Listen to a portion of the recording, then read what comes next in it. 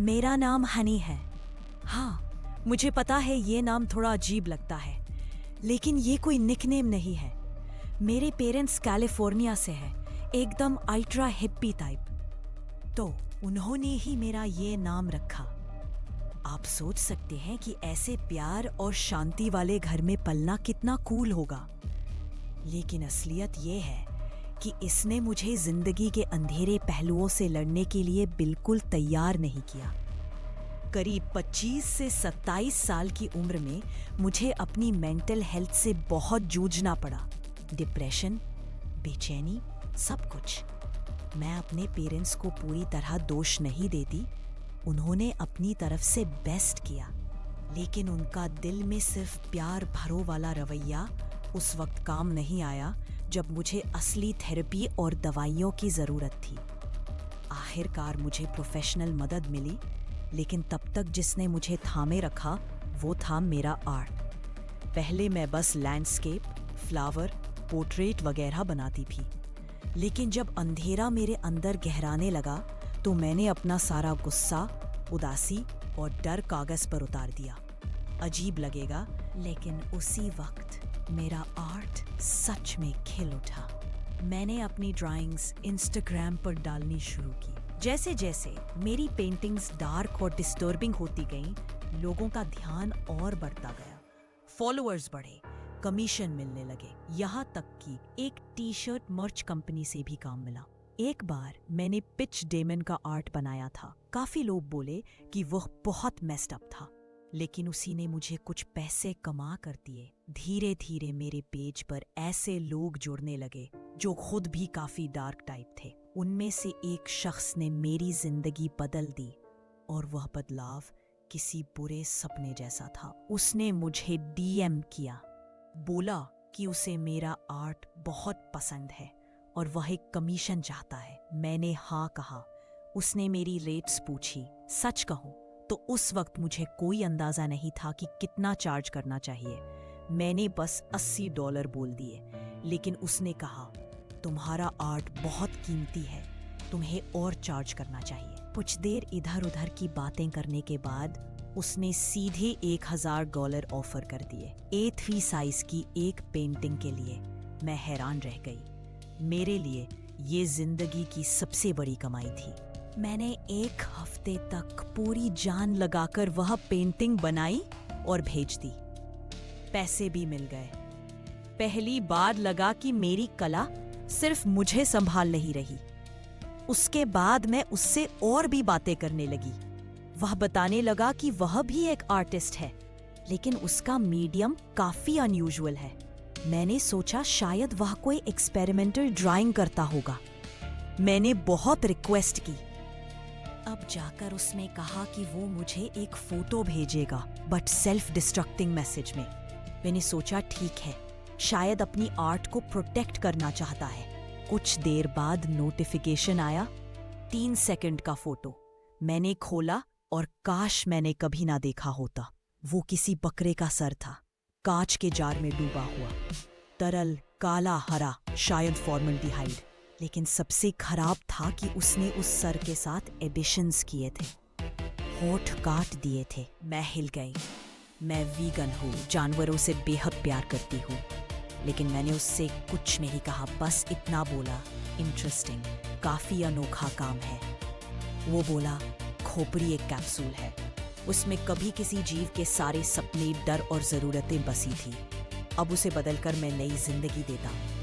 उसकी बातें पागलपन और जीनियस के बीच झूलती लग रही थी। कुछ दिन बाद उसने पूछा, क्या तुम्हें मेरा काम क्रूर लगता है? मैंने कहा, लोगों को आपत्तिजनक लग सकता है, लेकिन दिलचस्प जरूर है। फिर उसने पूछा, और देखना चाहोगी? मेरे अंदर से जोरदार ना उठा, लेकिन मैं उसे नाराज नहीं करना चाहती थी। बहुत देर बाद मैंने बस लिखा, ठीक है, भेजो। कुछ मिनट बाद दूसरा मैसेज आया।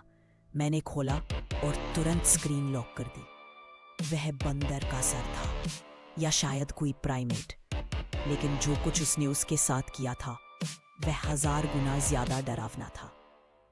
मैं ठीक से देख भी नहीं पाई। मैंने गुस्से में लिखा, ये बहुत ज्यादा डिस्टर्बिंग है, मुझे अब और मत दिखाओ। उसने पूछा, क्यों? मैंने बताया, मैं वीगन हूँ, एनिमल लवर हूँ। बकरे का सिर तो किसी तरह देख लिया, लेकिन बंदर का सिर बहुत इंसान सा लगता है, सहा नहीं गया। तब उसने लिखा, दिलचस्प, दरअसल मेरा सपना है इंसानी खोपड़ी के साथ काम करने का। मैंने कई जगह ऐड डाले, कोई डोनेट नहीं कर रहा। अब सब्र टूट रहा है। क्या तुम मेरी मदद करोगी ह्यूमन हेड लाने में? मेरी सांस रुक गई। मैंने जवाब देना बंद कर दिया, लेकिन ब्लॉक भी नहीं किया। शायद लालच, शायद डर, शायद जिज्ञासा। लेकिन आज भी जब ये बात याद आती है, मेरा खून जम जाता है।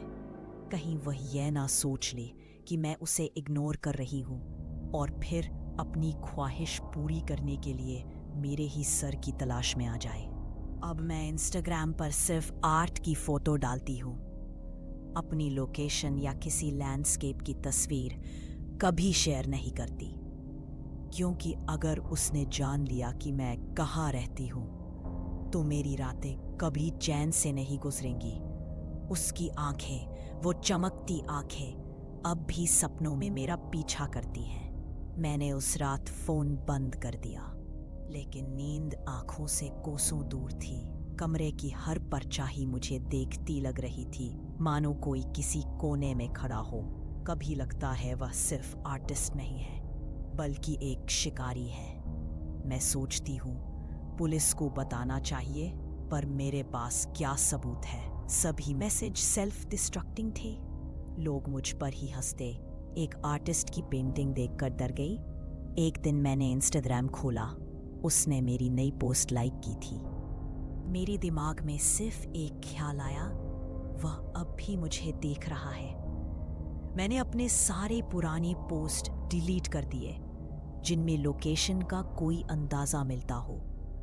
अब सिर्फ काली डरावनी पेंटिंग्स बची है, जैसी मेरी जिंदगी की असली तस्वीर। धीरे धीरे मेरी कला भी बदलने लगी।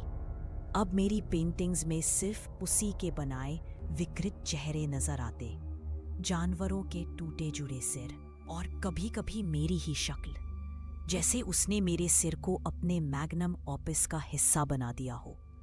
एक बार उसने फिर मैसेज किया, तुम मेरे काम की असलियत नहीं समझती, एक दिन समझोगी और मेरी मदद करने को तैयार हो जाओगी। मैंने फोन पटक दिया, लेकिन ब्लॉक फिर भी नहीं किया। मत पूछना क्यों। अब हर रात डर लगता है कि कहीं वह दरवाजे पर न खड़ा हो जाए और कहे, अब तुम्हारी बारी है। मैंने खिड़कियों पर पर्दे डाल दिए, रात को बाहर निकलना बंद कर दिया, लेकिन डर का कोई पर्दा नहीं होता।